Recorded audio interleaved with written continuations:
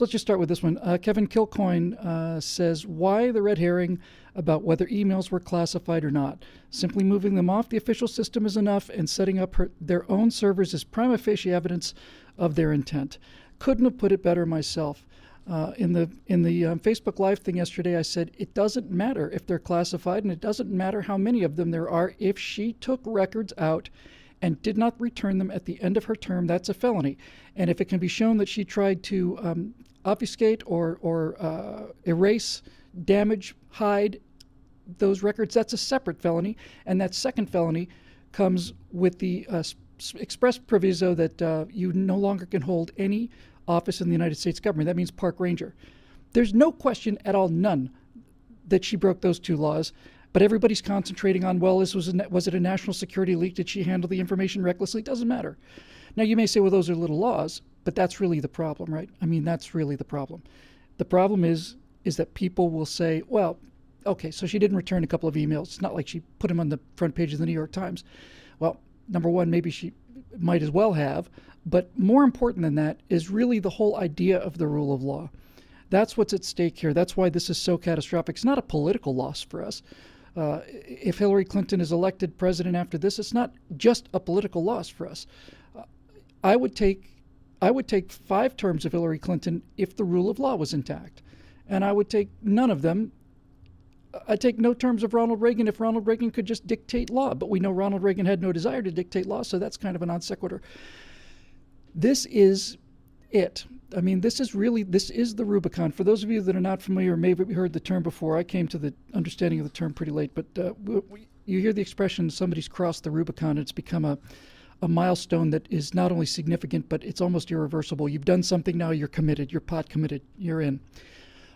In the days of when Rome was a republic, before it became an empire, there were very strict rules about keeping an army inside of Roman territory. Those armies were supposed to be kept on the frontiers, pushing away Rome's enemies, and they were very strict and very careful, and it's actually very smart too, that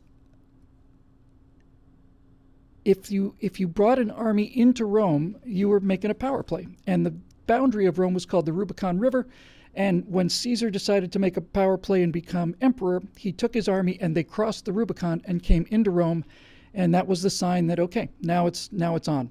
So they certainly crossed the Rubicon with this one, I think. I think this is it. This is, people have always asked, well, what's the signal? What's the, when are you going to know? Is it going to be a national gun confiscation thing? I think this is it. For reasons that I'm going to elucidate, it's not the end of the country, but it is the end of half of the country's respect for the rule of law. I mean, if it turns out, well, we don't have to say if it turns out anymore. We know how it turns out. There are laws for American citizens, and then there are laws for elected Democrats. And I mean elected Democrats because Republicans don't have to, don't get to skate above the law the way that the Democrats do. I've said this 100 times. I'll say it again. I don't want a press that protects Republicans and conservatives and leaves and goes after liberals. I want a press that attacks everybody. That's what their job is. But we don't have a press. This whole thing can be laid at the feet of the press. All of it. Obama, Clinton, the email scandal, Benghazi, all of it. It's all the fault of the press. All of it. And if we had a press, we wouldn't have had this president. We wouldn't have had this Secretary of State. We wouldn't have had the email scandal. We wouldn't have had any of it. It would have been dealt with early in the way that Richard Nixon's corruption was dealt with, which is you put enough pressure on him until he walks away. He realizes that the cat is out of the bag. It's not going back in the bag. So before we talk about my theory, let's just talk about the I don't want to say the magnitude of the crime, just the audacity that's the word I'm looking for, the audacity. Okay, so, I mean, what's not there?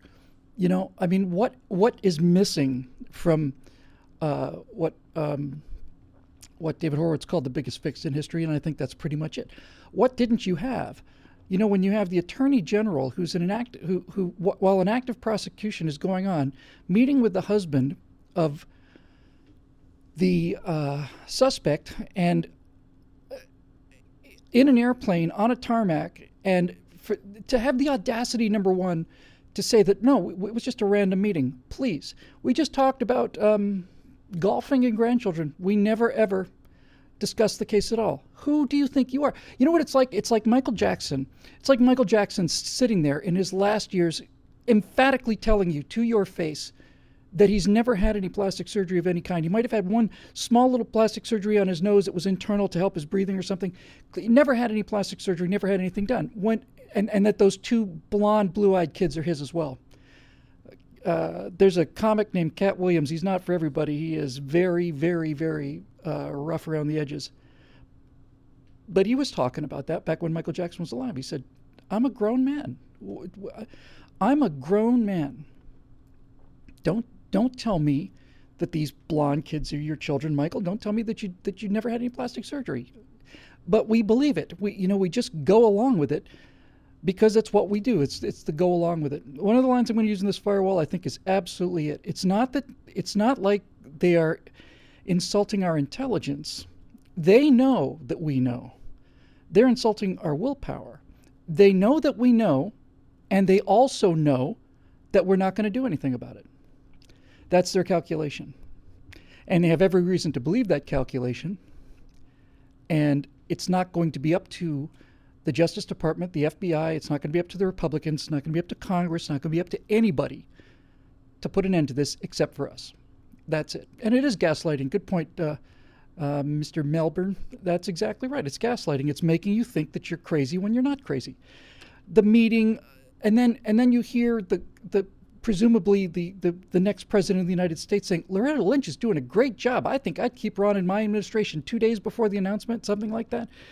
And then all of it, it's just so transparently, patently obvious, or patently obvious, whichever it is, that this thing is a setup and it's a scam and it's a deal and it's corruption at the highest level of the most powerful country in the history of the world. This is the most flagrant abuse of actual Republican, democratic republic. I mean, I'm talking about the form of government. It is the most flagrant transgression, in my opinion, of this style of government in the history of the world. So why did they think they could get away with it? Well, they thought they could get away with it because they got away with everything else. They decide to use executive orders on something as enormous as immigration. We don't do anything. They decide they're going to ram this Obamacare thing down our throat without a single Republican vote. And then they're going to continuously, just by whim, just by waving his fingers, he's going to delay the implementation date of the legislation because it suits him. And we did nothing. And when I say we, I don't mean you and I, because you and I sent Republicans to the House in 2010, and then we sent Republicans to take the Senate in 2014. When I say we did nothing, I mean they did nothing. Nothing. Zero. That's a whole nother firewall that's coming up next. What I want to talk about the psychology of the Republicans. I know the psychology of the Democrats is not up for discussion. They're power-mad collectivists, and they have to have power, and they certainly can't gain power on their own merit because they're too lazy and they're too stupid. So they have to get power through coercion and legislation, and they do that by lying to the American people and buying their votes. Pretty simple, really. So the magnitude, the optics, that's the term we use. That's a relatively recent term in politics, the optics. How does it look? How does it look? Does it appear unseemly? Well, these are the worst optics in the history of the Republic. By the way, I was reading, this just reminded me of something. I was reading an essay by Kim and Connie Dutoit turned me on to this guy named named Nock, Albert Nock, I think it was Albert Nock, N-O-C-K. And he wrote an essay I like a lot called Isaiah's Job. But I think he started one of these essays by talking about one of the presidents, would have been the president at the turn of the 1900s, somewhere in there, and I do not remember which one it was. It might have been Warren G. Harding. It was one of those kind of guys. And it turned out that there was something really actually pretty simple and pretty efficient and absolutely blameless. It's simply 100% legal and 100% above board. And the president said, we're not going to do that. And the reason he said he's not going to do it is because he thought it would look unseemly. He thought it was unseemly looking. He didn't have to worry about proving it was nothing criminal because there was nothing criminal, but he didn't like the way it looked to the American people. So he didn't do it. These people, Hillary and Obama and Loretta Lynch and all the rest of them, show us how much contempt they have for our willpower, for our ability to swallow anything with this one, because it could not be more flagrant. And they know they're not going to pay a price for it. They not only not going to pay a price for it, they're going to get a benefit out of it. Because the press, because the press, because the press, because the press, because the press, the press, the press, the press, the press doesn't think it's a story that this woman had 115 classified emails on a server, that she had multiple devices, and that everything she said in her initial press conference about this issue, everything was a lie. Every single point was a lie.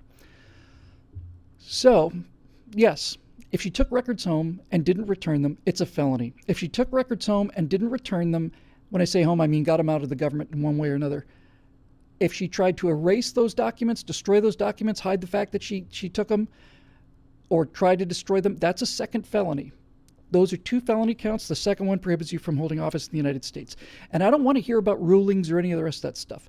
We've heard this crap before with things like the Commerce Clause. And the Commerce Clause is a very simple English sentence that was written by a man named Gouverneur Morris, whose entire job was to take complex things, or sometimes simple things, and make them into simple, easy to understand sentences. And so he wrote the Commerce Clause. I'm not going to get into that whole thing right now, but it's very clear. And people have said, well, the Supreme Court has ruled this. It's like, well, the Supreme Court's wrong. You're saying you know more about the Constitution than the Supreme Court? I'm saying, well, apparently on the Commerce Clause, I know more about the Constitution than the Supreme Court because I can read and understand an English sentence. And here's what it says. And I know who it references. I know who the government is. I know who the people are. I know who the states are. So yes, the court's wrong. They're absolutely wrong.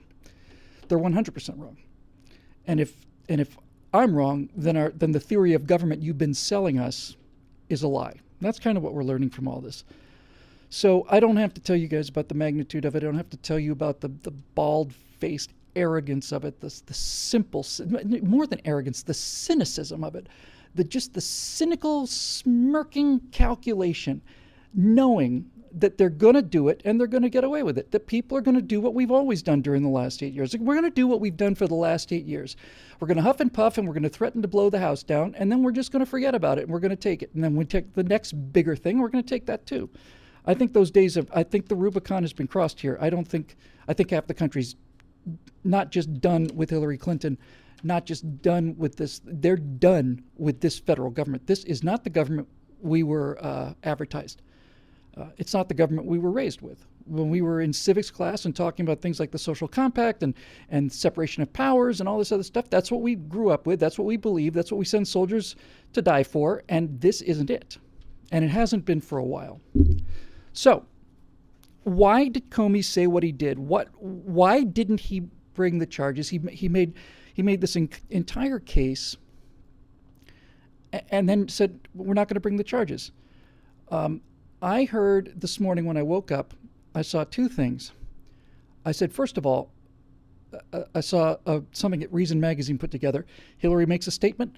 Comey makes an initial statement back in 15. I think it was June 15, when the story broke. When Hillary makes her initial statement about the emails, I think Reason Magazine cut it together. Here's Hillary's statement. Here's Comey saying it's an absolute lie. Hillary statement, absolute lie. Hillary statement, absolute lie. Hillary statement, absolute lie. Hillary statement, absolute lie. Absolute lies.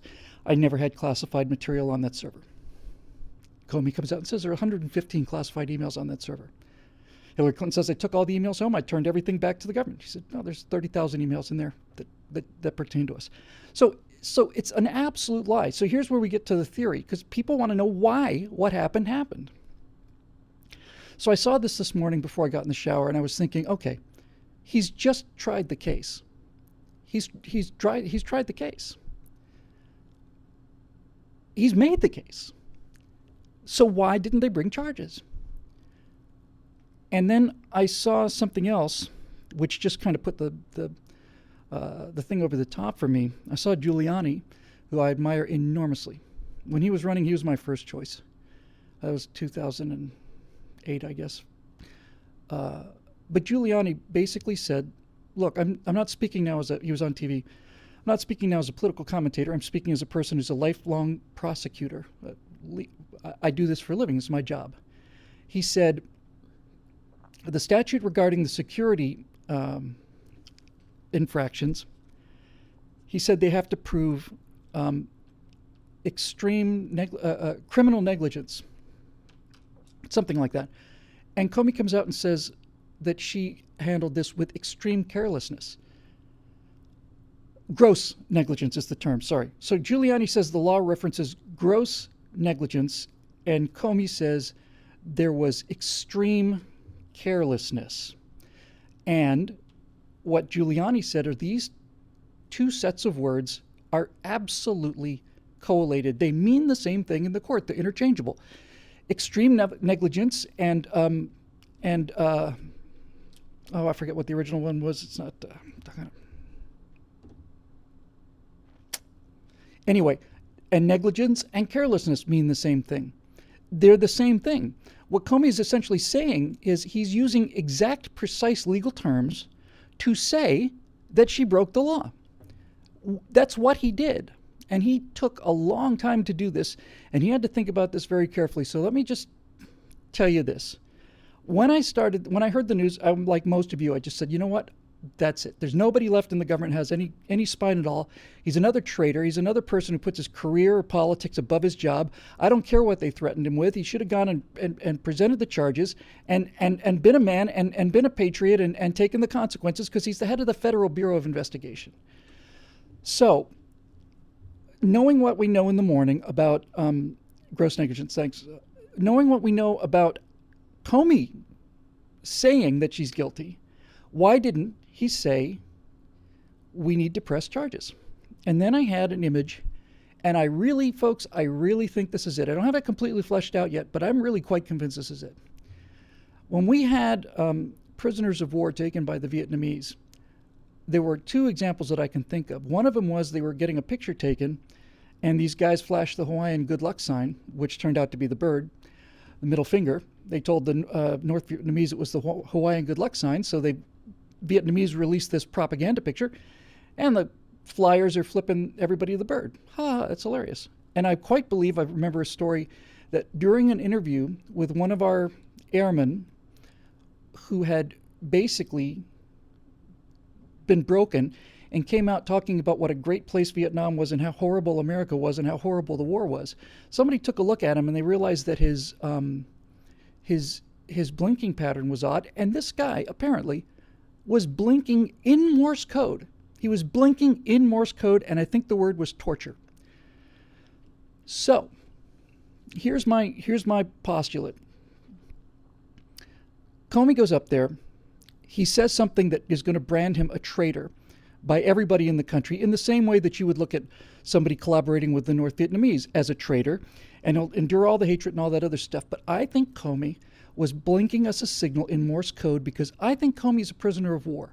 I think Comey was a prisoner of the circumstances that he was dealt, and I'm beginning to think that he did as much damage to Clinton as he possibly could. So stay with me on this. There's no question that there was a case. When he makes the case for 90 minutes, and then he says something that's such a profoundly odd thing to say. He basically said, yes, we have tons of evidence, but no reasonable prosecutor would bring the charges. What is he saying?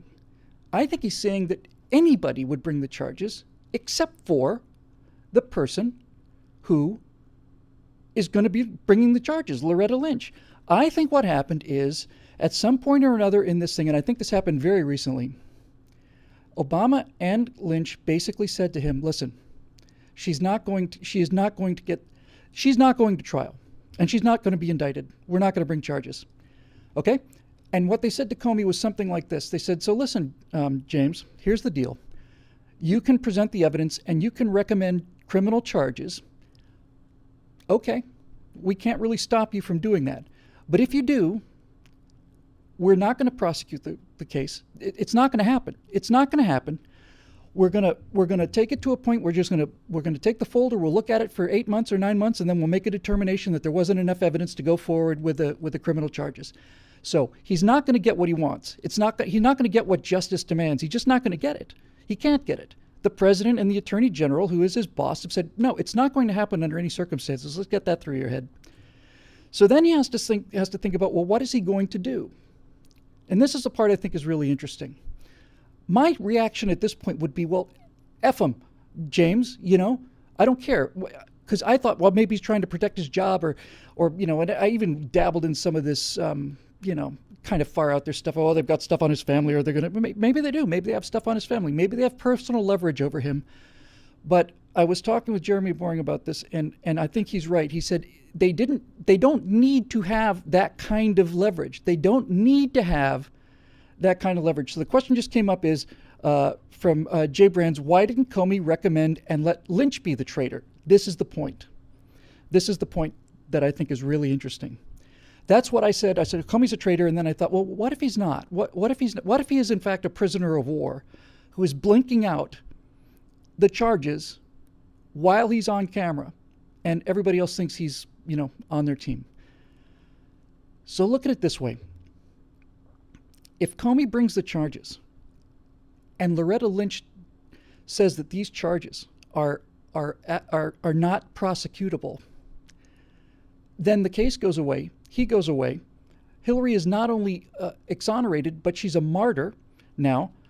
She claims all this right-wing. She can claim all of this right-wing conspiracy and all the rest of it, and then it goes away.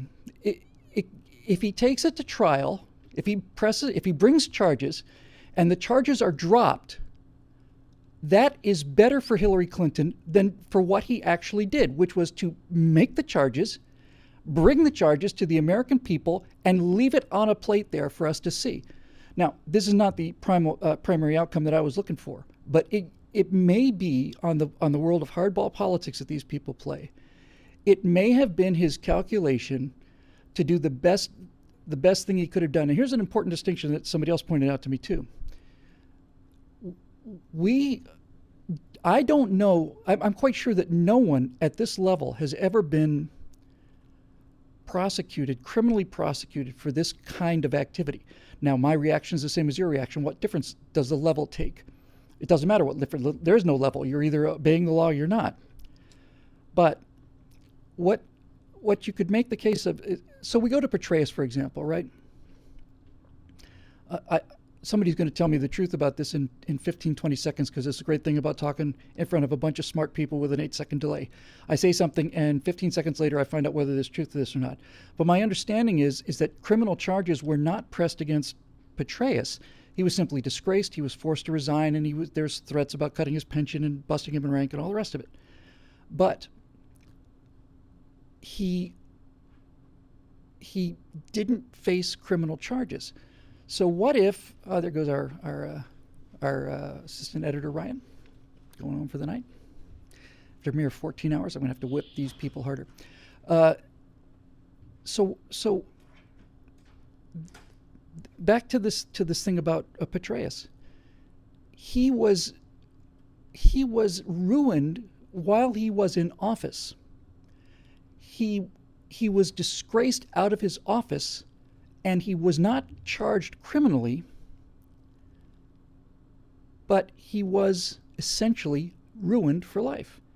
Now, if Hillary Clinton were currently serving as the Secretary of State, and then Comey decided to press the charges, bring the charges, then they've got something that they can stick to. They've got something, like, I don't know. I think you can make the case for why Comey would make that decision. And whether or not it's the right decision, or whether or not it does enough damage or more damage or whatever, on some level, this is the same thing with John Roberts. There was a lot of talk about why Roberts ruling on Obamacare was handing the election to Romney. Well, the Republicans picked the only person who couldn't run on Obamacare, and that was Romney. But let's just say, for example, and I don't think this is unreasonable. In fact, I think this is how any decent person should start out anyway. Let's just assume for a minute that Comey is in fact a patriot, that he is in fact, after a lifetime of service in law enforcement, is in fact a patriot and an honest man who believes in justice being done. So the question then becomes, what do you do if you're in that position? And I'm asking this not rhetorically. I'm really asking this. What would you do in his position? If he's convinced that he drops the charges off, and then Lynch and Obama together say, hey, we've looked at this evidence, and there's just nothing here. There's just nothing here. It's some kind of a witch hunt. But there's clearly nothing here. So we're not even going to prosecute it. That's how ridiculous these charges are. You see where I'm going with this? To ridicule, to bring the charges, have them, first of all, not be prosecuted, the case doesn't go forward, and to have Loretta Lynch, this is the angle I never saw. I just thought that she'd have to own the fact that this is an airtight case, and then she just has to say, I've decided not to prosecute it. It never occurred to me until this morning. What's so obvious, and the reason I didn't see it was because I don't think like these criminals, and neither do you. But basically, what they decided was, it doesn't matter what Comey brings in. It doesn't matter. It doesn't matter if Hillary is shaking hands with Putin in a back alley and handing him a thumb drive in exchange for an envelope full of cash. It doesn't matter. If the media is on your side, Loretta Lynch can say whatever she wants to about this case and the evidence, and she will simply say, no, there's no case there. We're throwing it out. Now, if you're James Comey, think about that. If that happens, and that was threatened to him, I don't think he was speculating. I think they said that's exactly what's going to happen. So here's the thing, James. You can either do that, and we'll embarrass you, we'll embarrass the agency, and you're not going to get what you want, or you can just go up and say, well, we found some evidence, but it wasn't enough for us, and that was the deal. So if it turns out that Comey was in fact what you and I would call a traitor to this country, if he was in fact a person who had been bought or who had chickened out or who had rolled over, then his press conference would have been very simple. Ladies and gentlemen, I'm here to announce that after almost 2 years of study and many agents, as thorough an investigation as ever been conducted by the FBI has determined that there is no criminal evidence here necessary. There is no evidence here of the magnitude necessary to convict Mrs. Clinton. We recommend that no charges be brought. Period. He's done. He's done in 20 seconds. But he didn't do that. He didn't do that. I just saw a text up there. Tiki Rocket says a lot of people are saying that Comey was secretly brilliant. I think he was publicly a coward. Maybe. But go back one more time to the prisoner of war example, because to me that was the insight that I saw here. If you're a prisoner of war and you know that on some level you cannot escape this prison, and you further know that your good name and your reputation as a flyer in the U.S. Navy, let's say, is now going to be turned against you, and that through the use of torture or whatever, you've already signed statements that say, America's a horrible nation full of cold-blooded killers. What do you do as a way of resisting? Not as a way of complying. What do you do as a way of resisting if you're on television?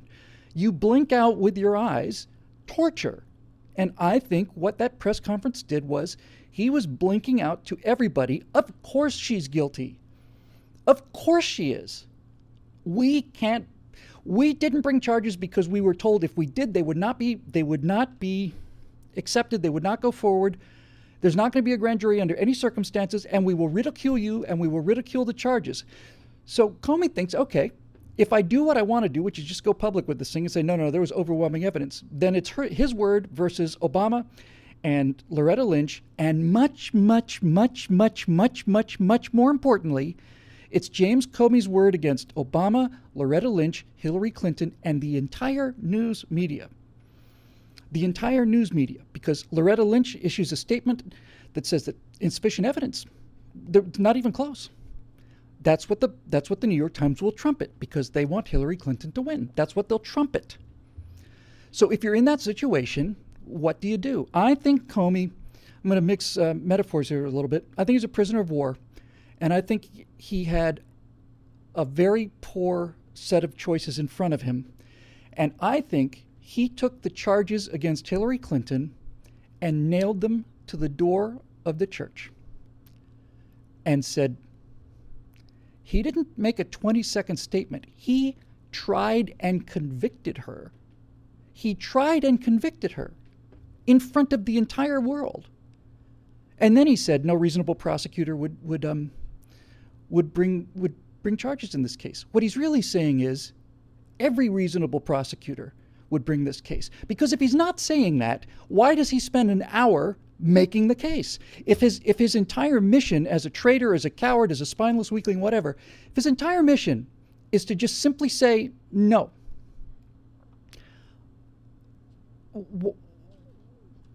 why would he spend an hour not just accusing her, but uniformly, point by point, directly stating that she lied about this. He doesn't say she lied about this. He took every point that she made in her defense, and he said, we did find State Department emails, we did find classified emails, we found intent, we found multiple devices. Why would he say why would he waste the time? Here's where I'm kind of going with this, right? Why would he waste the time? If he's buckled under, if he's taken the deal, the money or whatever, he would make a 30-second statement, that'd be the end of it. Why would he say things like, there is also, she not only kept the information on an insecure server, she kept it on many insecure servers and used many devices. Why would he say that? Well, the only reason I can think he would say it is because Hillary Clinton said, her first excuse was, I just didn't want to use multiple. The reason I had my own server was I just wanted everything on my own BlackBerry. I'm just not smart enough to figure out how to use two different devices. So I just wanted to put everything on one. That was my mistake. That's what her defense was in the beginning. And everybody knew that was nonsense. But why would James Comey spend the time to say, she violated this law, she violated this law, she violated this law. By the way, she also had multiple devices. Why would he say that if he's not basically saying to everybody, this is the case? I'm going to go with this because I think this happens to be true. I think James Comey presented the charges to the American people because he knew that if he presented the charges to the Department of Justice, the charges would go away. I think his calculation was, if I nail them to the door, they won't go away. Now, if that's true, just as a postulate, just as a talking point, just for discussion, if that's true, if that's true, then James Comey is a special kind of hero, because if that is true, he's the kind of hero and he's the kind of man who takes his personal honor very seriously, and he is willing to be considered a traitor and a weakling by the part of the country that he cares about. And he accepted that in order to take this course of putting the case on the wall. That's when you get into the kind of moral courage where you find out people who go on missions where basically the spy he deserts, right? He runs away under battle, under fire. And he's picked up by the Soviets, and the Soviets make him a hero, and he spends the rest of his life denouncing America, and you think, I hate this miserable, low-life traitor son of a bitch. I hate this traitor bastard. Well, what if that traitor bastard was actually supplying information that we really needed to the CIA and was willing to undergo that? That's the kind of courage that I just have never been able to contemplate. I'm saying it's a possibility. And I'm saying it explains a lot of stuff that is unexplainable. And look, there's only one real unexplainable thing here, right? There's one unexplainable thing here, and that's what I said a minute ago. The unexplainable thing is, if he is going to recommend to the Justice Department that there are no charges to be brought, then why would he spend 90 minutes listing every single one of the charges?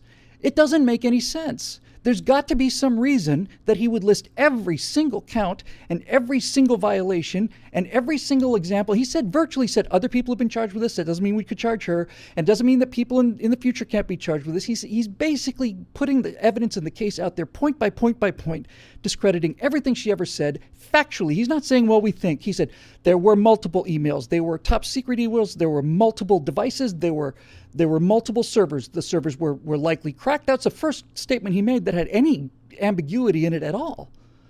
So,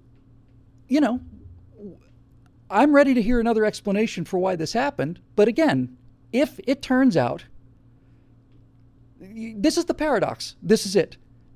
If he was bought, if he collapsed, if he was bought, threatened, if he just wanted to keep his job, then his press conference would have been a simple statement of the failure of the FBI to find enough evidence to convict.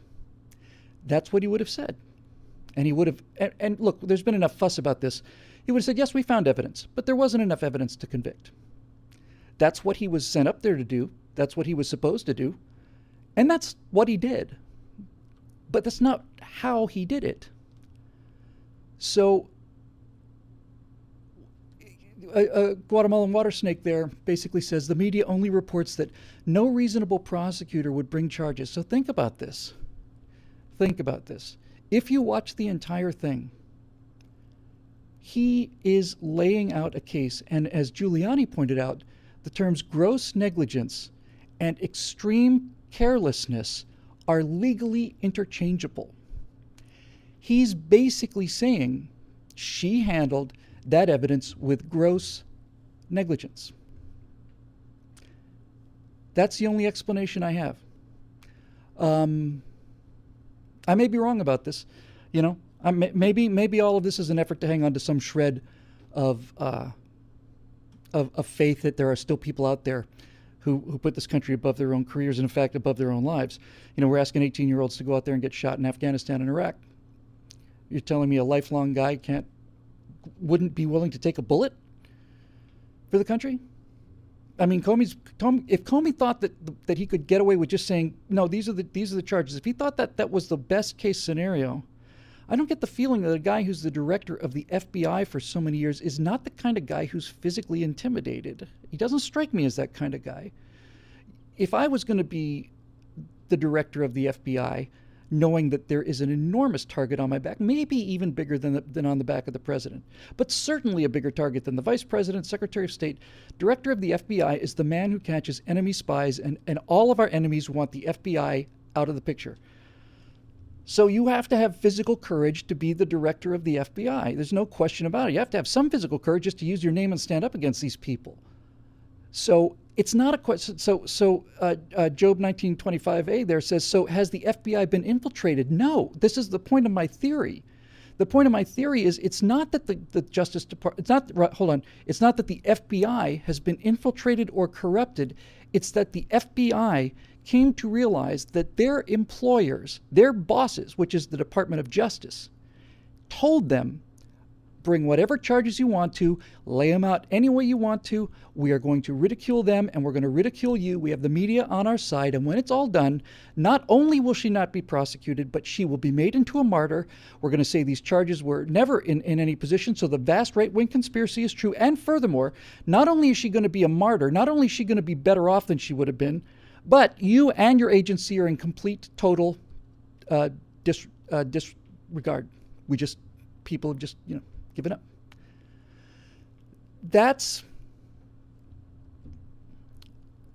I can't explain that paradox. And if somebody else can, I'm ready to hear it. So here's the closing of my case here. People will say if Comey was a patriot, he would have ignored the pressure, he would have gone out and brought charges, and he would have said, the devil take the consequences. Likewise, if people say, wait a minute, no, he's a complete weakling, he's been threatened, he's been physically threatened, they've got stuff on him, they've got stuff on his kids, they've got stuff on his girlfriend, and he's been threatened with a gun to his head and all the rest of it. Okay, then that's a course of action too. So you've got two courses of actions. You've got a course of action which is, here are the charges, and you've got a course of action that says, no, she didn't do anything wrong. So why did he go down the middle with this? Not even really down the middle. He went all the way to, here are the charges, and then said, we're not going to recommend prosecution because no reasonable prosecutor would take the case. He's just made 90 minutes of making the case, and every reasonable prosecutor, meaning you and I, know absolutely without a question of a doubt that there's evidence there. Look, there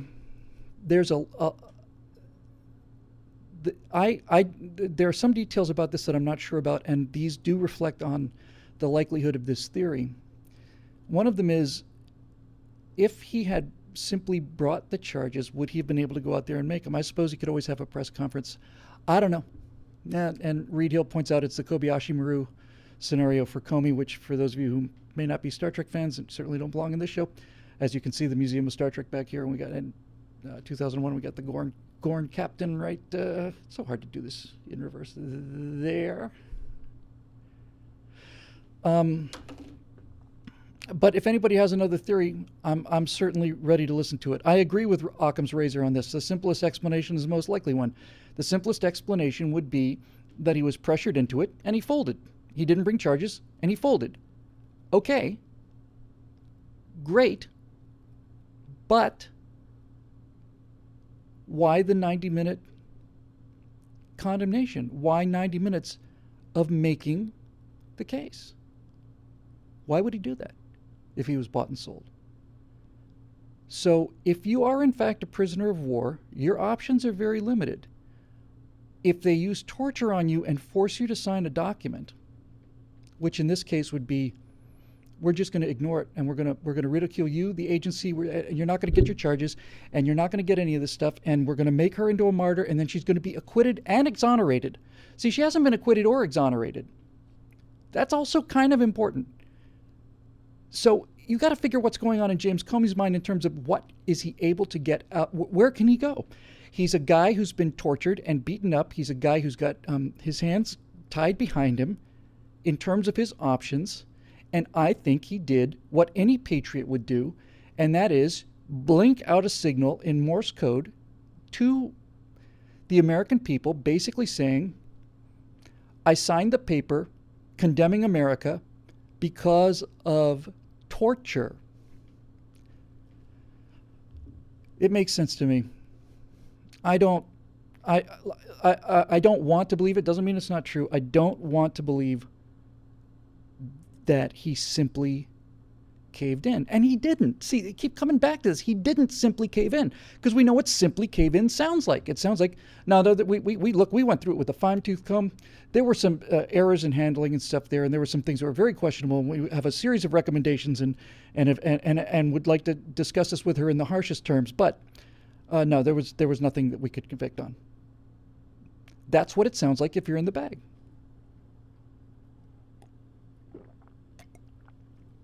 And my argument is he had no way to get out of the bag. There was no out of the bag. So we nailed these papers to the church door and let him out there. Does it matter? I don't know. I still don't see exactly why you wouldn't just go right straight to the American people on this. Here it is again. Right here it is again. You can say we'd go right straight to the American people. That's what we would do. If it were me, that's what I would do.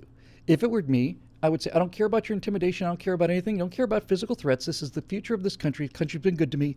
I've had a good life. She's guilty, and I'm going to hold a press conference. Okay. So you hold your press conference, and you lay out the charges. What happens then? The New York Times starts picking your case apart. Obama starts picking your case apart.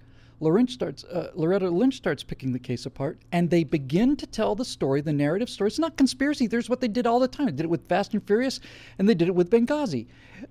Obama and Clinton knew within 20 minutes of that Benghazi raid that this was an al-Qaeda attack that had been pre-planned, and they got in front of the TV cameras and lied to the American people for 10 days straight, which is how much time it took for the story to die down, and said this was caused by a movie. Why did they do that? Well, they did it because it covered their asses. They'd withdrawn the security instead of providing it. They were in real trouble. There was an election coming up.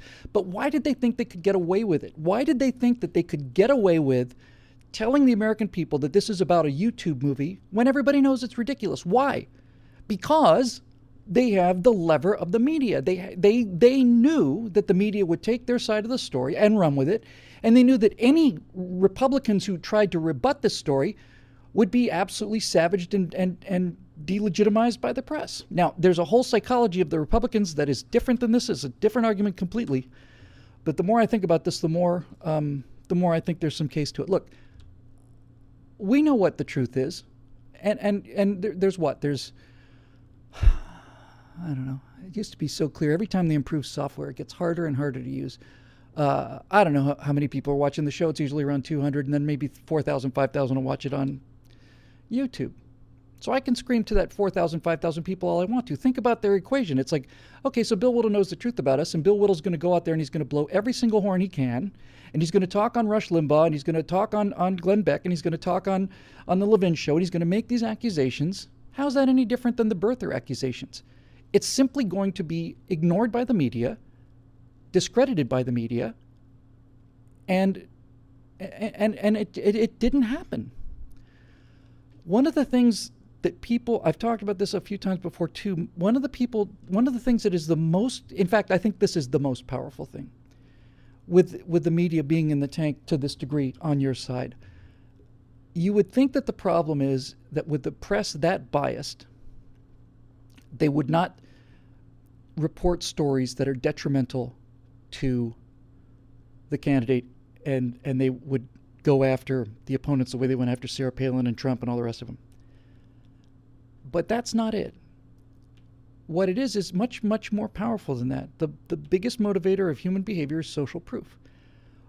When Fox News claims that this Benghazi thing is treason, impeachable, incompetent, impeachable treason, if Fox News makes that claim, and NBC, CBS, ABC, CNN, MSNBC all say that's ridiculous, then you get the effect that we already have, which is when you ask many people in the country,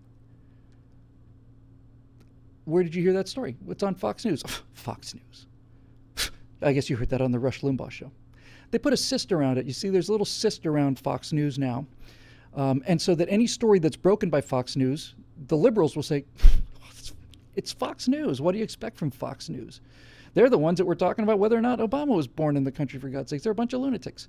And that's already happened. That doesn't have to happen. Fox News has been discredited for a long, long time, very effectively, by the fact that nobody else covers the stuff, unless they're dragged into it. And there you go.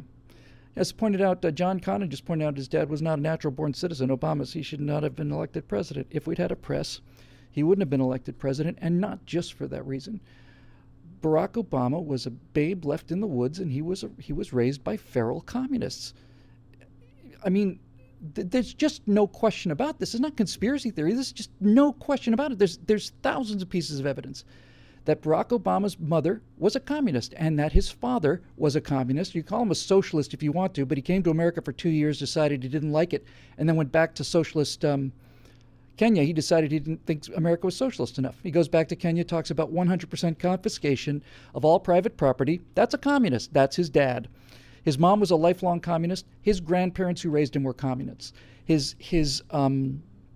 mentor, Frank Davis, was a communist, well-known communist.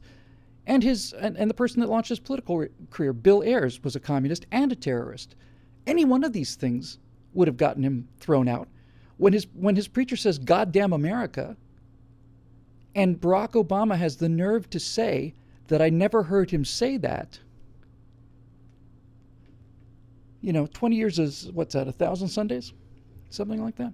He sat in there for 1,000 Sundays, and Reverend Wright never once said anything anti-American? Because I think if that were true, and then Reverend Wright comes out with a "Goddamn America," I think the crowd would gasp. If your preacher came out at a church service, or your rabbi or whatever came out at a service and said "Goddamn America," what would you do? You'd probably gasp, and then you would boo, and then you get up and leave. That's not what happened to the audience in that church of his. They cheered. They cheered because that's all they heard. That's all he heard too. My point is something that is so obviously logically impossible, namely that Barack Obama could be in that church for 20 years and not heard or any of this kind of rhetoric from us, is so patently, completely unbelievable, and everybody bought it because everybody in the press said, well, he just wasn't there. What do we say? Next story. He wasn't there. Okay. See, this is what happens when you control information. And look, I'm just taking me as an example because I'm about the smallest fry I can think of in this particular area. But they don't care what I say. If it turns out that I landed on it exactly right, I know I landed on it right about him being raised by communists, no question about that. But let's just say I was right about this Comey thing, and I put up a firewall and it gets seen by 1 million people, or 5 million people, or 8, or whatever. What difference is that going to make to them? The 8 million views or the 20 million views that I might get off of a really crackerjack firewall will be views from conservatives who already know all this stuff, who are absolutely convinced that she's guilty, and they don't care. They don't care. They know they don't care about anything except for 51% of the popular vote. That's all they care about. And if it turns out that 30% or 5% or 40% or 45% or 49.9% of the country is 100% convinced that they're absolute liars and traitors, but 50.1% of the country doesn't think that, then that's all they care about, because that means they stay in office, they keep their power. One of the things that we just need to do, and I've been talking with David Horowitz quite a bit about this, because David was one of them. He was, in fact, hey, there goes Ryan, who's our social media person. Hey, Ryan. Blah. Nobody even listens to me in this place, honestly. I say goodnight to people, and they walk past me like I'm not even here. I might as well just, it's just so disrespectful.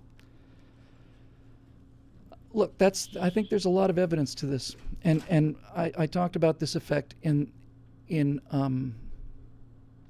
Loch Ness socialism. People believe in the Loch Ness monster because news media has said there's a monster, and they've shown blurry pictures. And I have said I believed it too. I saw a photograph of what looked like the flipper of a plesiosaur, one out of focus underwater photograph, and I said, that's all the evidence I need. Of course it's there.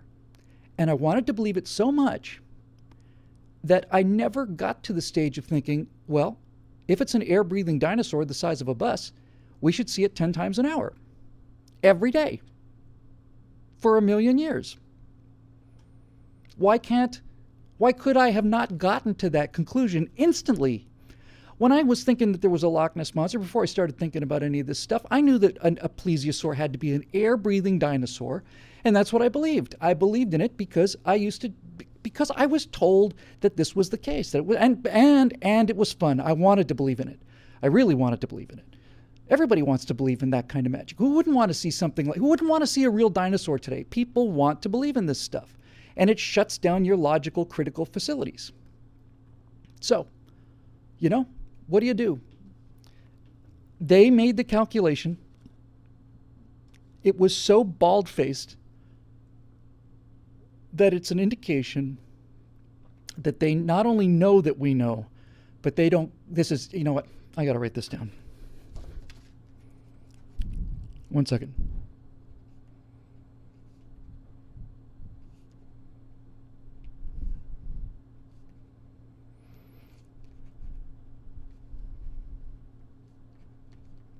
Yeah. I said earlier that this thing was so blatant and flagrant that it was that they were insulting the American people's intelligence. And they weren't insulting our intelligence. They were insulting our willpower. So what I was just about to say spontaneously, because this is a line I want to use, and I think this really sums up the whole thing. It's the Obama and Lynch and Hillary and Bill not only know that we know what's going on, they don't care that we know. They don't care. They don't care. Because if 49% of the country thinks that she's an absolute treasonous felon, they don't care.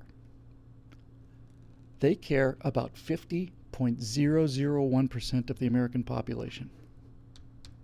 And the number of people who are at that threshold is not even close. So the question is, does Comey bringing charges that are immediately dismissed by the Attorney General's office reduce that number or increase that number? Or alternatively, by posting this thesis on the wall and making the case, is that going to, there goes Carla, my God, it's a mass migration. So I guess drink time is over in there. We close the wet bar. Is that why everybody's leaving? It's been cocktail time here since 9 o'clock in the morning. It's going to start at 7 o'clock in the morning tomorrow. Folks, I got to tell you, the more I think about this, the more I think this is really it. That's the missing piece for me. If Comey had gone to the press and just said it, then they would have denied it, and they know that by denying it, they could make her into a martyr. They may not have to reveal the evidence. And so what if 49% of the country thinks she's a bald-faced liar? They don't care. The one thing they do know is that every single hour, every single minute and second that ticks off the clock, the balance of power shifts in their favor.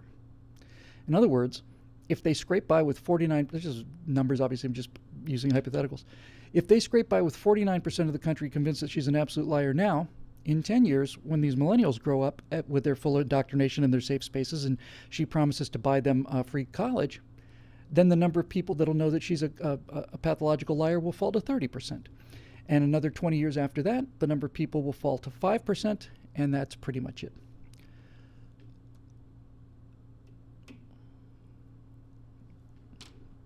That's my story, and I'm sticking to it until I hear better. I haven't heard better.